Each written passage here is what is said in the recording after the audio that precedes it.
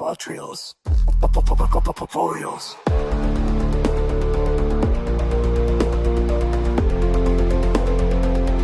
Fotocontorios. Revolucionando o conhecimento científico. Olá, que bom ter a companhia da nossa audiência fiel aqui no Pod Trials. Olá a todos, é um prazer estar aqui. Hoje o papo é daqueles, olha, que misturam fascínio com um certo calafrio, viu? Vamos mergulhar numa história que parece roteiro de filme, mas é bem real. E afeta ou afetou milhares de pessoas. Exato.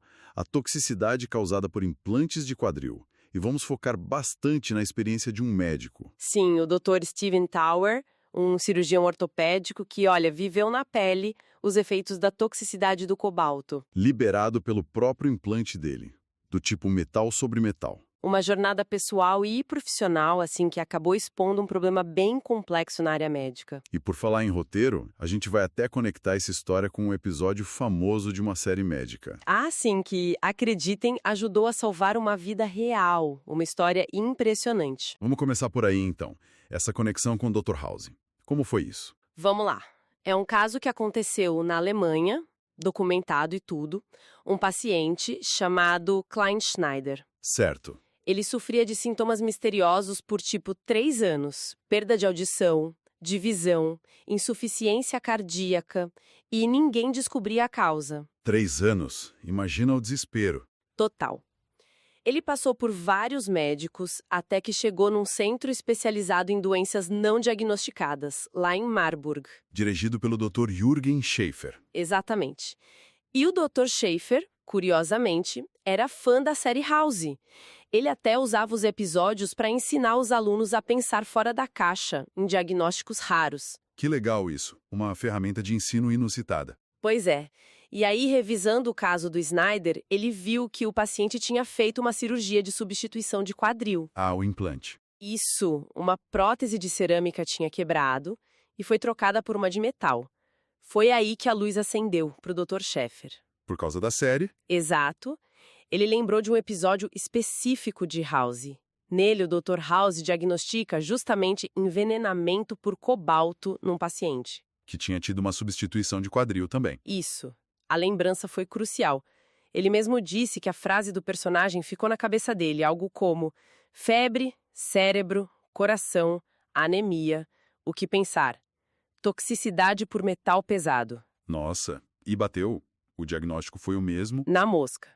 Envenenamento por cobalto. No caso real do Klein Schneider, o problema foi que fragmentos da cerâmica quebrada ficaram lá. Mesmo depois da troca pelo metal? Sim.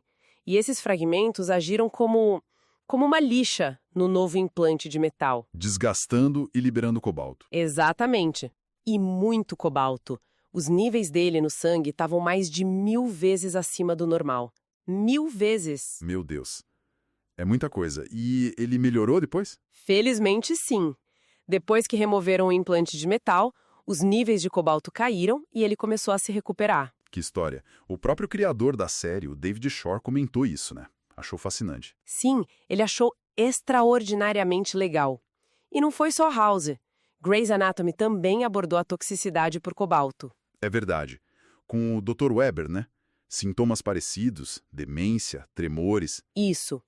Mostra como o problema ganhou uma certa visibilidade até na cultura pop. É impressionante como essas coisas se cruzam. Mas vamos agora entender a fundo. O que é, afinal, essa tal toxicidade por cobalto? Essa metalose? Vamos lá. Metalose, ou toxicidade por cobalto, é basicamente uma reação adversa do corpo.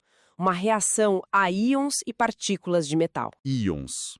Tipo, pedacinhos minúsculos de metal. Isso, partículas carregadas eletricamente.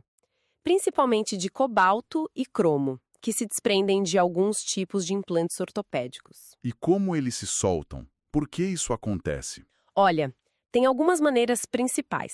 A primeira, e talvez a mais conhecida, é o desgaste metal sobre metal, que a gente chama de MOM. MOM. Metal sobre metal. Isso. Acontece em implantes onde a cabeça do fêmur, a bola, e a taça do acetábulo, onde ela encaixa, são ambas de metal. Liga de cromo-cobalto, geralmente. E aí o atrito do movimento solta as partículas. Exato. O Dr. Tower mesmo, aquele médico que falamos no início, O implante ASR dele, ele relatou que desgastou 1000 vezes mais rápido que o esperado. Imagina, 1000 vezes. É um desgaste absurdo. Mas essa é a única forma ou tem mais? Tem mais. Outra forma importante é a corrosão cônica, ou taper corrosion. E essa é crucial porque não afeta só os MOM. Afeta outros tipos também. Tipo metal sobre plástico? Exatamente. A corrosão pode acontecer nas junções modulares. Sabe onde as peças do implante se encaixam? A cabeça femoral no cone do pescoço, por exemplo. Ah, nos encaixes. Isso, mesmo que não seja MOM. Se essas partes conectadas forem de metal, especialmente cromo-cobalto, pode rolar uma reação eletroquímica ali. Uma corrosão que libera os íons tóxicos. Entendi. Então, o problema é mais amplo do que só os implantes totalmente de metal. Bem mais amplo. E tem um terceiro cenário, que é bem perigoso. São os detritos de terceiros corpos. Como assim, terceiros corpos? Pensa no caso do Klein Schneider, da história do Dr. House. A prótese de cerâmica dele quebrou. Certo. E foi trocada por metal. Isso. Mas os fragmentos minúsculos da cerâmica quebrada, que é super dura, podem ficar presos ali nos tecidos, ou até na superfície de um componente plástico, se tiver. E aí esses fragmentos agem como? Como uma lixa. Um cirurgião descreveu como um ralador de queijo microscópico, sabe? Atuando sobre a nova cabeça de metal. Nossa! Acelerando o desgaste e a liberação de cobalto de forma brutal. Exatamente. Um cenário bem complicado. Que combinação de fatores. E os sintomas disso tudo? São só lá no quadril mesmo? Dor, dificuldade de andar? Ou vai além? Vai muito além. Esse é um ponto-chave. Os sintomas podem ser locais e sistêmicos, o que, claro, dificulta o diagnóstico. Ok. Quais são os locais primeiro? Os locais são esses que você mencionou. Dor persistente no quadril, sensação de instabilidade, às vezes uns estalos, dificuldade para caminhar e algo bem característico, a formação de pseudotumores. Pseudotumores. Que nome? Que isso? São coleções de fluido inflamatório e detritos de metal. Podem ficar enormes, tipo do tamanho de um grapefruit, como descreveram. Uau. E o tecido em volta pode ser destruído, necrosar, fica com uma cor escura. Cirurgiões compararam com graxa de motor usada, óleo velho, até queijo preto. Terrível. Músculos e tendões podem simplesmente desintegrar. Que descrição gráfica.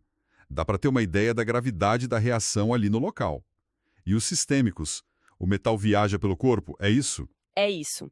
Os íons de cobalto e cromo caem na corrente sanguínea e, viajam.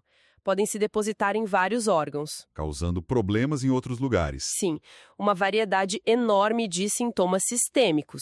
Por exemplo, problemas neurológicos e sensoriais. Perda de audição, zumbido constante, sabe? Tinnitus. Sei. Problemas de visão, que podem chegar até a cegueira em casos graves.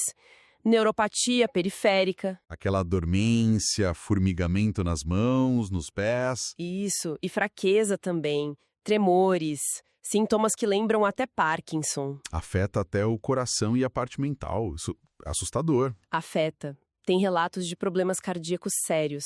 Cardiomiopatia, que é o enfraquecimento do músculo do coração, e insuficiência cardíaca.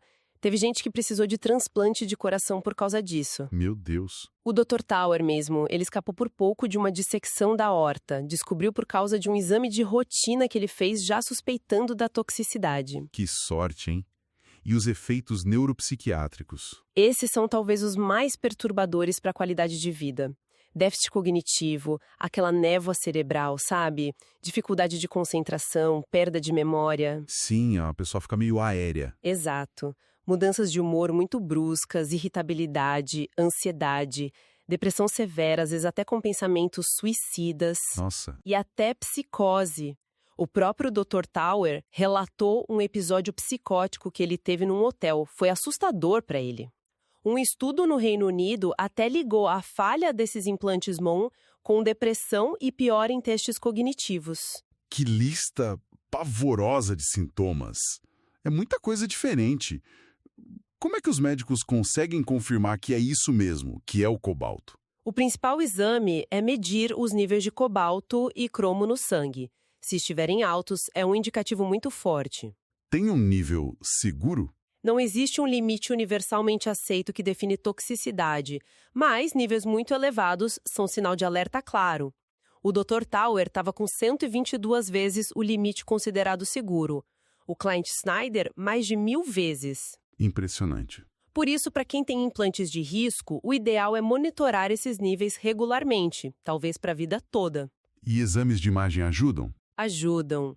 Ressonância magnética com um protocolo especial, chamado MARS, que reduz os artefatos do metal, pode mostrar os pseudotumores, o dano nos tecidos moles, ultrassom também, e, claro, analisar o tecido que é retirado na cirurgia de revisão, a histologia, confirma a reação ao metal. E quais implantes se mostraram mais problemáticos? Você mencionou o ASR do Dr. Tower. Sim, os MON, metal sobre metal, foram os mais notórios. O ASR e a versão MON do Pinnacle, ambos da Depuy, que é da Johnson & Johnson, foram o alvo de milhares de processos. Pinnacle. Lembro desse nome. É. E alguns de resurfacing, que é outra técnica, tipo o Birmingham Hip, também são MON e tiveram problemas, especialmente em certos grupos de pacientes. Mas, como a gente falou, a corrosão cônica. Aquela dos encaixes? Isso, ela afeta também implantes que não são MOM, o Stryker Rejuvenate, por exemplo, que teve o recall, e outros com junções de cromo-cobalto que continuam aí no mercado. O risco parece maior em revisões, quando se usa metal depois de uma cerâmica ter quebrado. Que irônico, né? Implantes mais novos, mais complexos, dando mais problema que uns mais antigos. Pois é. Tem estudos mostrando que implantes mais antigos e simples, como o Charley lá dos anos 70, que era metal sobre polietileno, tiveram uma durabilidade excelente, superior a muitos modelos mais recentes e caros. E aqui a gente entra num ponto que é, no mínimo preocupante. Como é que esses implantes, especialmente os MOM, que já tinham um histórico ruim lá atrás nos anos 70, como eles voltaram para o mercado e foram usados em tanta gente sem testes mais rigorosos? É a pergunta de milhões, né? A principal explicação está numa brecha na regulamentação da FDA, a agência que regula isso nos Estados Unidos, um processo chamado 510K. 510K. O que ele permitia? Basicamente, ele permitia aprovar um novo dispositivo médico sem exigir testes clínicos em humanos, bastava a empresa alegar equivalência substancial a um produto que já existia no mercado. Mesmo que esse produto antigo tivesse problemas conhecidos? Exatamente. Esse era o ponto cego. A equivalência podia ser com um dispositivo que já tinha um histórico de falhas, como os primeiros MONs. Isso abriu a porta para novos designs MON chegarem ao mercado sem passar por aquele escrutínio rigoroso de segurança e eficácia a longo prazo em humanos. Então, na prática, os pacientes se tornaram cobaias sem saber. É isso que as fontes sugerem? Foi a conclusão de muitos críticos, sim. Médicos que testemunharam em julgamentos disseram isso. Um artigo importante no New England Journal of Medicine chamou o 5010K de brecha, de loophole. E a FDA mudou isso depois? Eventualmente, sim. Apertaram as regras para os MONs, exigindo um processo mais rigoroso, o PMA. Isso levou muitas empresas a tirar esses produtos do mercado. Mas alegando o quê? Problemas de segurança. Frequentemente, não. Alegavam razões comerciais, tipo baixas vendas. Uma forma de evitar admitir publicamente os problemas de segurança, talvez? Entendi. E a relação da indústria com os médicos? Você mencionou pagamentos. Isso influenciou o uso desses implantes? Olha, essa é uma área bem delicada e que levantou muitas questões éticas. Documentos de processos mostraram que cirurgiões que ajudaram a desenhar alguns desses implantes receberam milhões de dólares. Milhões? Em royalties, consultoria? Sim. Royalties, pagamentos por consultoria. Por exemplo, os designers do sistema Pinnacle, aquele da Depuy, teriam recebido juntos mais de 180 milhões de dólares. Um deles sozinho, o Dr. Shimals Reed, quase 30 milhões. Nossa! E qual o problema disso? Advogados dos pacientes argumentaram que isso funcionava como um incentivo financeiro, um kickback, sabe? Para que esses médicos promovessem e usassem mais aqueles implantes específicos. Faz sentido a preocupação. E houve alguma consequência legal disso? Investigações? Houve sim. Investigações federais, acordos milionários. Em 2007, a Depuy e outras grandes empresas fizeram um acordo com o governo americano sobre alegações de pagamentos indevidos a cirurgiões. Em 2011, a Johnson & Johnson pagou uma multa enorme por acusações de suborno a médicos em outros países também. Mesmo que as empresas neguem irregularidades nesses acordos, a suspeita fica, né? Sobre a independência do médico. Exato. Levanta dúvidas sobre a influência comercial na escolha do tratamento, que deveria ser puramente baseado no melhor para o paciente. E as próprias fabricantes. Elas sabiam dos riscos dos MON antes de tudo estourar. Documentos internos que vieram à tona em julgamentos sugerem que sim, que elas tinham conhecimento.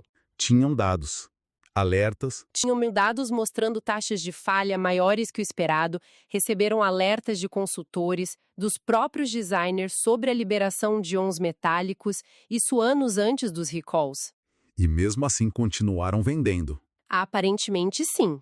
Alguns desses cirurgiões ligados às empresas até pararam de usar os implantes MON nos seus próprios pacientes por preocupação. Que situação. E teve até uma história de quererem esconder os dados. Pois é.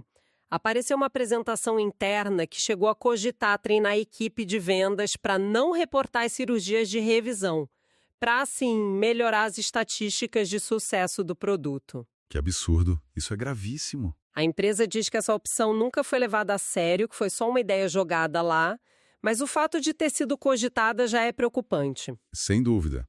E no meio disso tudo, o custo humano é enorme, né? Para os pacientes. Gigantesco. Milhares de processos foram abertos. Pessoas como Andy Rodrigues, que teve pseudotumores, níveis altíssimos de cobalto, ganhou um processo bilionário que depois foi reduzido. Vidas impactadas para sempre. Sim. Dor crônica, múltiplas cirurgias de revisão, que são sempre mais complicadas, mais arriscadas que a primeira. E a incerteza, né? Quais os efeitos a longo prazo desses metais no corpo? Ninguém sabe ao certo. O próprio Dr. Tower enfrentou resistência para publicar o caso dele, né? Pessoas só nos Estados Unidos tenham implantes com componentes de cromo-cobalto. O risco potencial ainda existe para muita gente. Diante desse quadro todo, que é bem pesado, qual é a solução para quem está sofrendo com isso? O que dá para fazer? Olha, o tratamento principal, o mais eficaz mesmo, é a cirurgia de revisão. Tirar o implante problemático. Exato. Remover o implante que está soltando metal e substituir por outro de material diferente, geralmente cerâmica ou polietileno, aquele plástico de alta resistência. E isso resolve. Os sintomas somem? Na maioria dos casos, sim. Os níveis de cobalto e cromo no sangue caem bastante e muitos sintomas melhoram significativamente. Mas você disse muitos.